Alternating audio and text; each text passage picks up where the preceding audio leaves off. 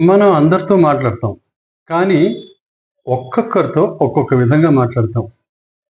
మనం మాట్లాడితే ఎదుటి వాళ్ళు సంతోషపడాలి, తృప్తి పడాలి. అంటే మనం చాలా ప్లీజింగ్‌గా మాట్లాడాలి వాళ్ళతో. ముందుగా మనం మన తండ్రితో ఎలా మాట్లాడతామో చూద్దాం. పొద్దున్న లేవగానే బ్రష్ చేసుకొని తండ్రి దగ్గరికెళ్ళి, "నాన్నగారు మీరు రాత్రి బాగా నిద్రపోయారా?"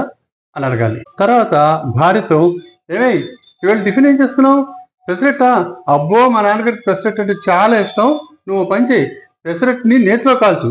తర్వాత ఉల్లిపాయలు, పచ్చిమిరపకాయలు, దాంతో పాటు అల్లం ముక్కలు బాగా దట్టించి ఎర్రగా వేయించు అని అనాలి. అప్పుడు ఆ తండ్రి ఎంత ప్లీజ్ అయిపోతాడో, చాలా సంతోషపడిపోతాడు. తర్వాత తల్లితో ఎలా మాట్లాడాలంటే, "అమ్మా నేను ఆఫీస్‌కి వెళ్తున్నాను. వచ్చేటప్పుడు నీకేమైనా తేవాలా?" అని అడగాలి. ఆమె ఏం చెప్పదు. "అబ్బా! ఏం తెస్తానన్నా నువ్వు వద్దంటావు. సరే గాని ఈ మధ్య నువ్వు చాలా నీరసంగా కనిపిస్తున్నావు. వచ్చేటప్పుడు నీకు ఉమెన్స్ హార్లిక్స్ తెస్తాను. అలాగే నీ పూజ కోసం పూలు, పళ్ళు కూడా తెస్తాను" అనాలి. అప్పుడు ఆ పిచ్చి తల్లి ఎంత సంతోషపడిపోతుందో. ఇంకా మన పిల్లలతో ఎలా మాట్లాడాలి? అదేంటి పిల్లలతో కూడా ఆచితూచి మాట్లాడాలని అనుకుంటున్నారా? పిల్లలండి పాపం పసిపిల్లలు.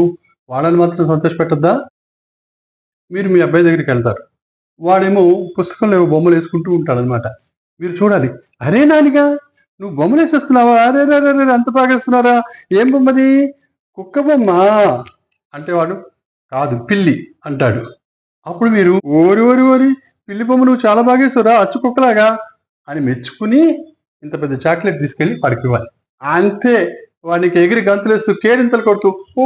మా నాన్న చాలా మంచోడు, మంచోడు, మంచోడు" అని సంతోషంతో గెంతులేస్తాడనమాట.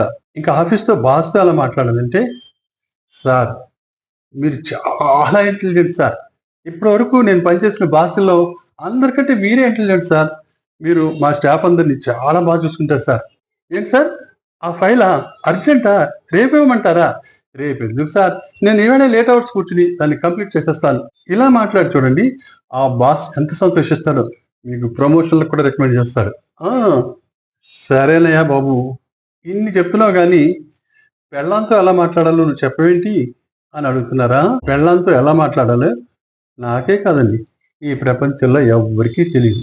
గత 50 సంవత్సరాలుగా ఎన్నో వేల కోట్లు ఖర్చు పెట్టి అనేక రీసెర్చ్‌లు చేస్తున్నారు.